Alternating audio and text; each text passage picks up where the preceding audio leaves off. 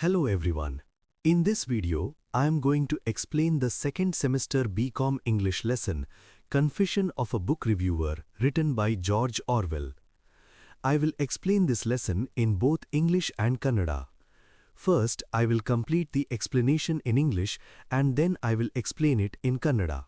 The essay by George Orwell begins by painting a very realistic and almost uncomfortable picture of a writer's life. Orwell does not start with theory or ideas. Instead, he shows us a scene. He asks us to imagine a small room that is both cold and stuffy at the same time. This strange combination itself tells us that the room is unpleasant and unhealthy. It is not a place where someone can work peacefully. The room is messy, filled with cigarette ends and half-empty cups of tea. These details are very important because they show the writer's tiredness, lack of energy and careless lifestyle. It feels like the man has been sitting there for a long time without proper rest or cleanliness. In this untidy room, we see a man sitting at a weak and shaky table. He is wearing an old worn-out dressing gown which shows that he is poor and not taking care of himself.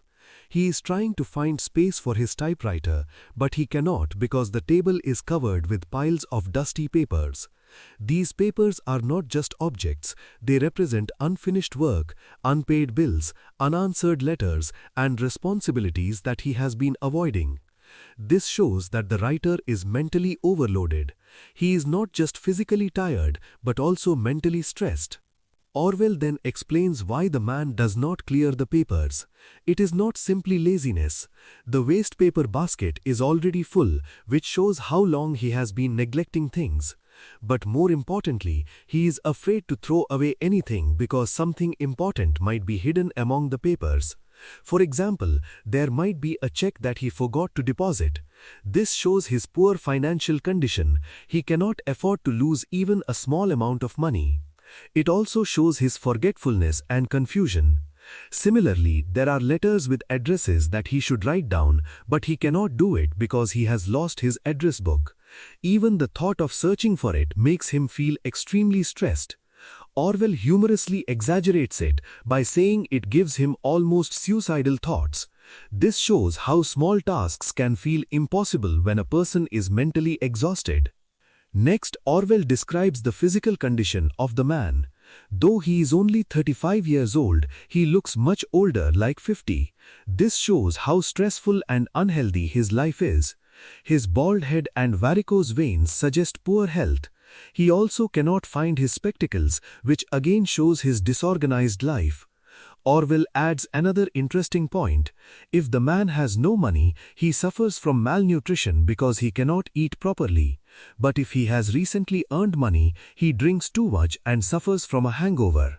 This shows that his life is unbalanced and unstable, swinging between poverty and careless spending. The time is already 11:30 in the morning, and he should have started working hours ago. This shows his habit of procrastination. However, Orwell also makes us understand that it is not entirely his fault. The writer is constantly disturbed by many things. The telephone keeps ringing, a baby is crying, there is construction noise outside, and even creditors are coming to demand money.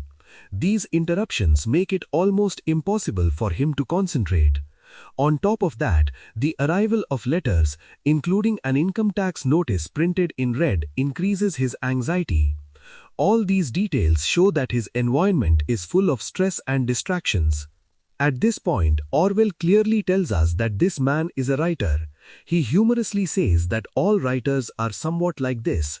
The man could be a poet or novelist, but Orwell chooses to present him as a book reviewer. This is important because the essay focuses on the life of a reviewer. The reviewer has received a parcel of 5 books from his editor, who expects him to review them together.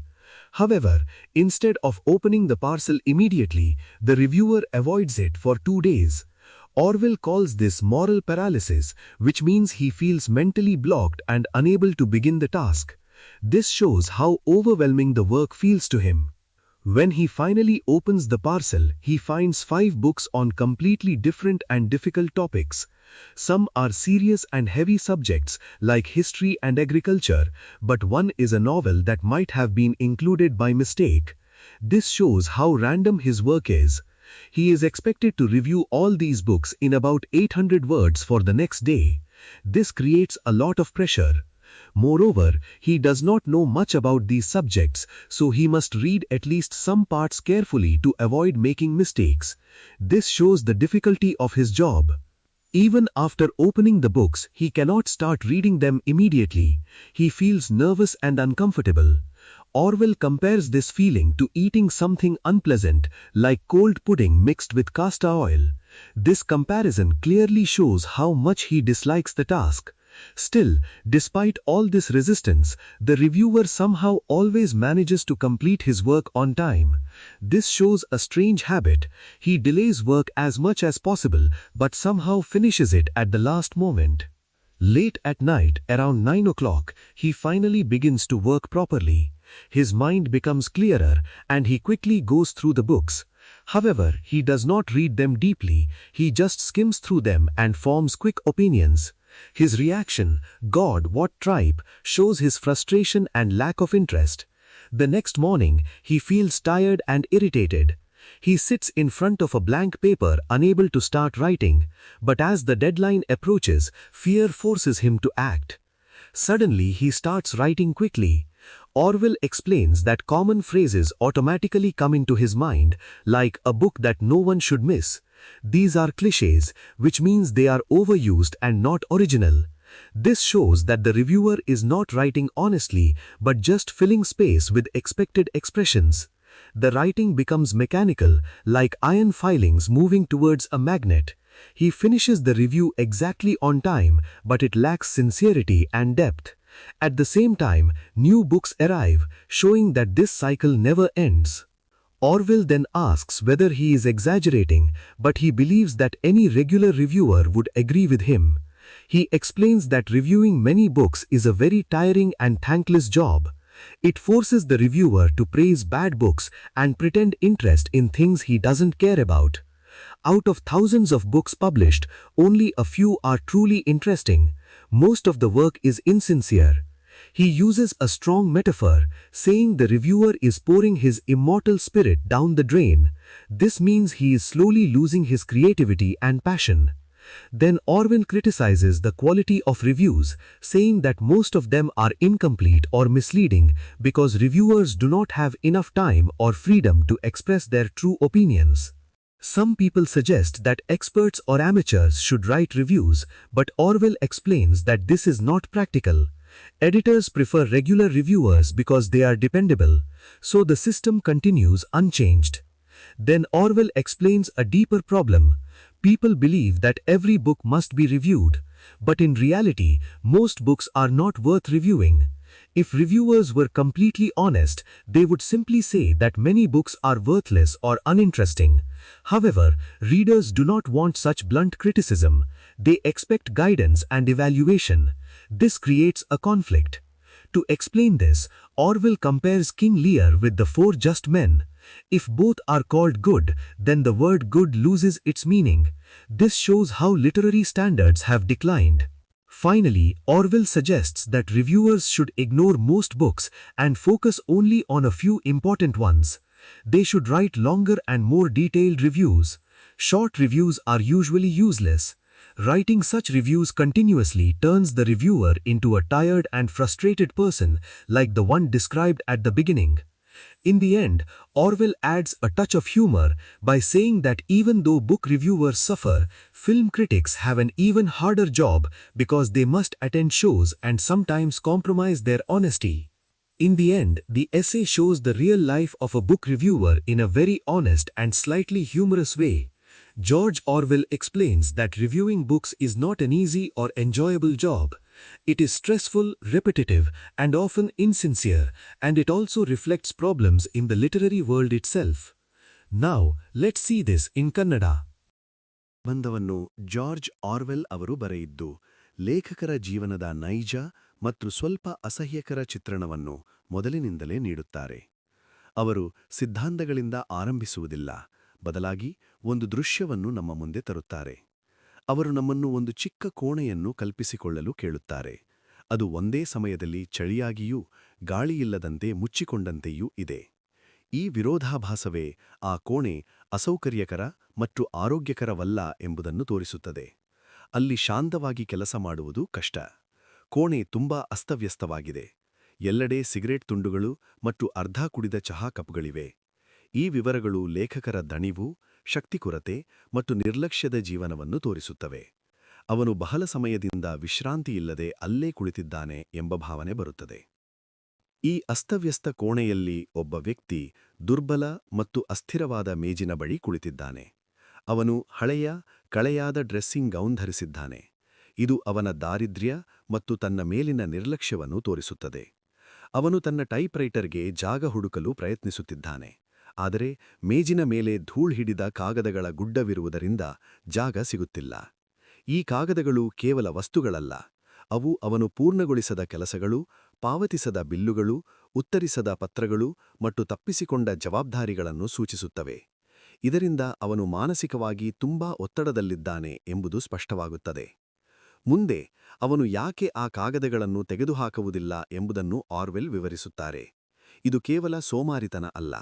ಕಸದ ಬುಟ್ಟಿ ಈಗಾಗಲೇ ತುಂಬಿದೆ.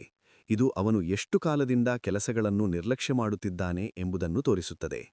ಆದರೆ ಮುಖ್ಯವಾಗಿ ಅವನು ಯಾವುದನ್ನಾದರೂ ಎಸೆಯಲು ಹೆದರುತ್ತಾನೆ.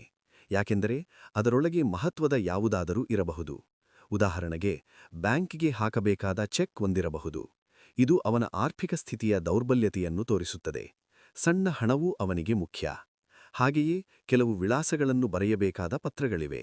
ಆದರೆ ಅವನ ವಿಳಾಸ ಪುಸ್ತಕವೇ ಕಳೆದು ಹೋಗಿದೆ. ಅದನ್ನು ಹುಡುಕುವ ಆಲೋಚನೆ ಮಾತ್ರವೂ ಅವನಿಗೆ ತುಂಬಾ ಒತ್ತಡವನ್ನು ಉಂಟುಮಾಡುತ್ತದೆ. ಆರ್ವೆಲ್ ಇದನ್ನು ಹಾಸ್ಯಾತ್ಮಕವಾಗಿ ಅತಿರಂಜಿತವಾಗಿ ಹೇಳುತ್ತಾರೆ. ಅವನಿಗೆ ಆತ್ಮಹತ್ಯೆ ಮಾಡುವಂತೆನಿಸುವಷ್ಟು ಒತ್ತಡ. ಇದು ಮಾನಸಿಕವಾಗಿ ದಣಿದ ವ್ಯಕ್ತಿಗೆ ಸಣ್ಣ ಕೆಲಸವೂ ಎಷ್ಟು ಕಷ್ಟವಾಗಬಹುದು ಎಂಬುದನ್ನು ತೋರಿಸುತ್ತದೆ. ಮುಂದೆ ಆ ವ್ಯಕ್ತಿಯ ದೈಹಿಕ ಸ್ಥಿತಿಯನ್ನು ವಿವರಿಸುತ್ತಾರೆ. ಅವನು ಕೇವಲ 35 ವರ್ಷ ವಯಸ್ಸಿನವನಾಗಿದ್ದರೂ 50 ವರ್ಷದವನಂತೆ ಕಾಣುತ್ತಾನೆ. ಇದು ಅವನ ಜೀವನದ ಒತ್ತಡ ಮತ್ತು ಅಸ್ವಸ್ಥತೆಯನ್ನು ತೋರಿಸುತ್ತದೆ. ಅವನ ತಲೆಬುರುಳು ಮತ್ತು ರಕ್ತನಾಳ ಸಮಸ್ಯೆಗಳು ಅವನ ಆರೋಗ್ಯದ ಕೆಟ್ಟ ಸ್ಥಿತಿಯನ್ನು ಸೂಚಿಸುತ್ತವೆ. ಅವನು ತನ್ನ ಕನ್ನಡಕವನ್ನು ಕೂಡ ಕಳೆದುಕೊಂಡಿದ್ದಾನೆ.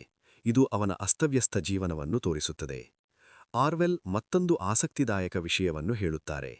ಹಣ ಇಲ್ಲದಿದ್ದರೆ ಅವನು ಸರಿಯಾಗಿ ಊಟ ಮಾಡದೆ ಅಪೌಷ್ಟಿಕತೆಯಿಂದ ಬಳಲುತ್ತಾನೆ. ಆದರೆ ಹಣ ಇದ್ದರೆ ಹೆಚ್ಚು ಕುಡಿಯುವ ಮೂಲಕ ಹ್ಯಾಂಗೋವರ್ಗೆ ಒಳಗಾಗುತ್ತಾನೆ. ಇದು ಅವನ ಜೀವನ ಅಸ್ಥಿರವಾಗಿದ್ದು ಸಮತೋಲನ ಇಲ್ಲದಿರುವುದನ್ನು ತೋರಿಸುತ್ತದೆ. ಸಮಯ ಈಗಾಗಲೇ ಬೆಳಗ್ಗೆ 12:30 ಆಗಿದೆ. ಆದರೆ ಅವನು ಕೆಲಸವನ್ನು ಆರಂಭಿಸಬೇಕಾದ ಸಮಯವನ್ನು ಮೀರಿ ಹೋಗಿದ್ದಾನೆ. ಇದು ಅವನ ವಿಳಂಬದ ಸ್ವಭಾವವನ್ನು ತೋರಿಸುತ್ತದೆ. ಆದರೆ ಆರ್ವೆಲ್ ಅವನ ಪರಿಸ್ಥಿತಿಯನ್ನು ಗಮನಿಸುತ್ತಾರೆ. ಅವನಿಗೆ ನಿರಂತರವಾಗಿ ಅಡ್ಡಿಗಳು ಬರುತ್ತವೆ. ಫೋನ್ ಶಬ್ದ, ಮಗುವಿನ ಅಳು ಶಬ್ದ, ಹೊರಗಿನ ಯಂತ್ರಗಳ ಗದ್ದಲ, ಸಾಲಗಾರರ ಆಗಮನ. ಇವು ಅವನ ಏಕಾಗ್ರತೆಯನ್ನು ಹಾಳು ಮಾಡುತ್ತವೆ. ಇನ್ನು ತೆರಿಗೆ ನೋಟಿಸುಗಳಂತಹ ಪತ್ರಗಳು ಅವನ ಆತಂಕವನ್ನು ಹೆಚ್ಚಿಸುತ್ತವೆ. ಈಗ ಆರ್ವೆಲ್ ಸ್ಪಷ್ಟಪಡಿಸುತ್ತಾರೆ. ಈ ವ್ಯಕ್ತಿ ಒಬ್ಬ ಲೇಖಕ. ಅವರು ಹಾಸ್ಯವಾಗಿ ಹೇಳುತ್ತಾರೆ, ಎಲ್ಲಾ ಲೇಖಕರು ಇಂಥವರೇ ಎಂದು. ಅವನು ಕವಿ, ಕಾದಂಬರಿಕಾರ ಅಥವಾ ಇನ್ನಾವುದೋ ಬರಹಗಾರನಾಗಿರಬಹುದು. ಆದರೆ ಇಲ್ಲಿ ಅವನನ್ನು ಪುಸ್ತಕ ವಿಮರ್ಶಕರಾಗಿ ನೋಡುತ್ತಾರೆ. ಇದು ಮುಖ್ಯ, ಯಾಕೆಂದರೆ ಪ್ರಬಂಧವು ವಿಮರ್ಶಕರ ಜೀವನದ ಬಗ್ಗೆ ಇದೆ. ಅವರ ಸಂಪಾದಕರು 5 ಪುಸ್ತಕಗಳನ್ನು ಕಳುಹಿಸಿದ್ದಾರೆ. ಅವುಗಳನ್ನು ಒಟ್ಟಿಗೆ ವಿಮರ್ಶಿಸಬೇಕಿದೆ. ಆದರೆ ಅವನು ಪಾರ್ಸಲ್ ಅನ್ನು 2 ದಿನಗಳ ಕಾಲ ತೆರೆಯುವುದೇ ಇಲ್ಲ. ಇದನ್ನು ಆರ್ವೆಲ್ ಮಾರಲ್ ಪ್ಯಾರಾಲಿಸಿಸ್ ಎಂದು ಕರೆಯುತ್ತಾರೆ. ಅಂದರೆ ಕೆಲಸ ಆರಂಭಿಸಲೇ ಮನಸ್ಸಾಗದಿರುವ ಸ್ಥಿತಿ. ಅವನು ಕೊನೆಗೆ ಪಾರ್ಸಲ್ ತೆರೆಯುವಾಗ ವಿವಿಧ ವಿಷಯಗಳ 5 ಕಠಿಣ ಪುಸ್ತಕಗಳನ್ನು ಕಾಣುತ್ತಾನೆ. ಕೆಲವು ಗಂಭೀರ ವಿಷಯಗಳಿವೆ, ಕೆಲವು ಅವನಿಗೆ ಪರಿಚಯವಿಲ್ಲದವು. ಒಂದು ಕಾದಂಬರಿಯೂ ಇದೆ, ಅದು ತಪ್ಪಾಗಿ ಸೇರಿರಬಹುದು. ಇವುಗಳೆಲ್ಲವನ್ನೂ ಮುಂದಿನ ದಿನದೊಳಗೆ 800 ಪದಗಳಲ್ಲಿ ವಿಮರ್ಶಿಸಬೇಕು. ಇದು ತುಂಬಾ ಒತ್ತಡವನ್ನು ಉಂಟುಮಾಡುತ್ತದೆ. ಅವನು ವಿಷಯಗಳನ್ನು ತಿಳಿದಿರದ ಕಾರಣ ತಪ್ಪು ಮಾಡಬಾರದೆಂದು ಕನಿಷ್ಠ ಓದಲು ಪ್ರಯತ್ನಿಸಬೇಕು. ಆದರೆ ಪುಸ್ತಕಗಳನ್ನು ತೆರೆದಿದ್ದ ನಂತರವೂ ಅವನು ಓದಲು ಆರಂಭಿಸುವುದಿಲ್ಲ. ಅವನಿಗೆ ಅಸಹ್ಯವಾಗುತ್ತದೆ. ಆರ್ವೆಲ್ ಇದನ್ನು ಕೆಟ್ಟ ಆಹಾರ ತಿನ್ನುವ ಅನುಭವಕ್ಕೆ ಹೋಲಿಸುತ್ತಾರೆ. ಆದರೂ ಅವನು ಕೊನೆಯ ಕ್ಷಣದಲ್ಲಿ ಕೆಲಸ ಮುಗಿಸುತ್ತಾನೆ. ರಾತ್ರಿ 9 ಗಂಟೆಗೆ ಅವನ ಮನಸ್ಸು ಸ್ಪಷ್ಟವಾಗುತ್ತದೆ ಮತ್ತು ಅವನು ಪುಸ್ತಕಗಳನ್ನು ಶೀಘ್ರವಾಗಿ ಓದುತ್ತಾನೆ. ಆದರೆ ಅವನು ಗಾಢವಾಗಿ ಓದುವುದಿಲ್ಲ, ಕೇವಲ ತಿರುಗಿ ನೋಡುತ್ತಾನೆ. ಗಾಡ್ ವಾಟ್ ಟ್ರೈಪ್ ಎಂಬ ಮಾತು ಅವನ ಅಸಹನೆಯನ್ನು ತೋರಿಸುತ್ತದೆ. ಮರುದಿನ ಅವನು ದಣಿದ ಸ್ಥಿತಿಯಲ್ಲಿ ಖಾಲಿ ಕಾಗದವನ್ನು ನೋಡುತ್ತಾನೆ. ಆದರೆ ಸಮಯ ಹತ್ತಿರವಾದಾಗ ಅವನು ಬರೆಯಲು ಆರಂಭಿಸುತ್ತಾನೆ. ಸಾಮಾನ್ಯ ಮತ್ತು ಹಳೆಯ ವಾಕ್ಯಗಳು ಅವನ ಮನಸ್ಸಿಗೆ ಬರುತ್ತವೆ. ಇವು ನಿಜವಾದ ಅಭಿಪ್ರಾಯಗಳಲ್ಲ. ಬರವಣಿಗೆ ಯಾಂತ್ರಿಕವಾಗುತ್ತದೆ.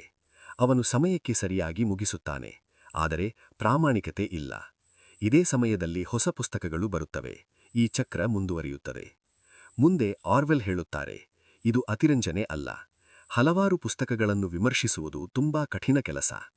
ಹೆಚ್ಚು ಕೆಲಸ ನಿಜವಾದ ಆಸಕ್ತಿಯಿಲ್ಲದೆ ಮಾಡಬೇಕಾಗುತ್ತದೆ. ಸಾವಿರಾರು ಪುಸ್ತಕಗಳಲ್ಲಿ ಕೆಲವೇ ಉತ್ತಮವಾಗಿರುತ್ತವೆ. ಅವರು ಇಮ್ಮಾರ್ಟಲ್ ಸ್ಪಿರಿಟ್ ಎಂಬ ಪದ ಬಳಸುತ್ತಾರೆ. ವಿಮರ್ಶಕರು ತಮ್ಮ ಸೃಜನಶೀಲತೆಯನ್ನು ಕಳೆದುಕೊಳ್ಳುತ್ತಿದ್ದಾರೆ ಎಂದು. ವಿಮರ್ಶೆಗಳು ಹೆಚ್ಚಾಗಿ ತಪ್ಪು ಅಥವಾ ಅಪೂರ್ಣವಾಗಿರುತ್ತವೆ. ಕೆಲವರು ತಜ್ಞರು ಅಥವಾ ಹವ್ಯಾಸಿಗಳು ವಿಮರ್ಶಿಸಬೇಕು ಎನ್ನುತ್ತಾರೆ, ಆದರೆ ಅದು ಪ್ರಾಯೋಗಿಕವಲ್ಲ. ಮುಖ್ಯ ಸಮಸ್ಯೆ ಏನೆಂದರೆ ಪ್ರತಿ ಪುಸ್ತಕವನ್ನು ವಿಮರ್ಶಿಸಬೇಕು ಎಂಬ ಭಾವನೆ. ವಾಸ್ತವದಲ್ಲಿ ಹೆಚ್ಚು ಪುಸ್ತಕಗಳು ಅಷ್ಟು ಮಹತ್ವದ್ದಲ್ಲ. ನಿಜವಾಗಿ ಹೇಳಬೇಕಾದರೆ ಈ ಪುಸ್ತಕ ವ್ಯರ್ಥ ಎಂದು ಹೇಳಬೇಕು. ಆದರೆ ಓದುಗರಿಗೆ ಇದು ಇಷ್ಟವಾಗುವುದಿಲ್ಲ. ಅವರು ಮಾರ್ಗದರ್ಶನ ಬಯಸುತ್ತಾರೆ. ಇದನ್ನು ವಿವರಿಸಲು ಆರ್ವೆಲ್ ಕಿಂಗ್ ಲಿಯರ್ ಮತ್ತು ದ 4 ಜಸ್ಟ್ ಮೆನ್ ಅನ್ನು ಹೋಲಿಸುತ್ತಾರೆ. ಎರಡನ್ನೂ ಗುಡ್ ಎಂದರೆ ಆ ಪದದ ಅರ್ಥವೇ ಕಳೆದು ಹೋಗುತ್ತದೆ ಎಂದು. ಕೊನೆಯಲ್ಲಿ ಅವರು ಪರಿಹಾರ ಸೂಚಿಸುತ್ತಾರೆ. ಅಲ್ಪಸಂಖ್ಯೆಯ ಉತ್ತಮ ಪುಸ್ತಕಗಳ ಮೇಲೆ ಮಾತ್ರ ಗಮನ ಕೊಡಬೇಕು ಮತ್ತು ವಿವರವಾದ ವಿಮರ್ಶೆ ಬರೆಯಬೇಕು. ಚಿಕ್ಕ ವಿಮರ್ಶೆಗಳು ಉಪಯೋಗವಿಲ್ಲ. ಇವು ನಿರಂತರವಾಗಿ ಬರೆಯುವುದರಿಂದ ವಿಮರ್ಶಕರು ದಣಿದವರಾಗುತ್ತಾರೆ. ಕೊನೆಯಲ್ಲಿ ಅವರು ಹಾಸ್ಯವಾಗಿ ಹೇಳುತ್ತಾರೆ, ಪುಸ್ತಕ ವಿಮರ್ಶಕರಿಗಿಂತ ಚಿತ್ರ ವಿಮರ್ಶಕರ ಸ್ಥಿತಿ ಇನ್ನೂ ಕೆಟ್ಟದ್ದು ಎಂದು. ಈ ಪ್ರಬಂಧವು ಪುಸ್ತಕ ವಿಮರ್ಶಕರ ಜೀವನದ ಕಠಿಣತೆ ಮತ್ತು ಸಮಸ್ಯೆಗಳನ್ನು ನೈಜವಾಗಿ ತೋರಿಸುತ್ತದೆ.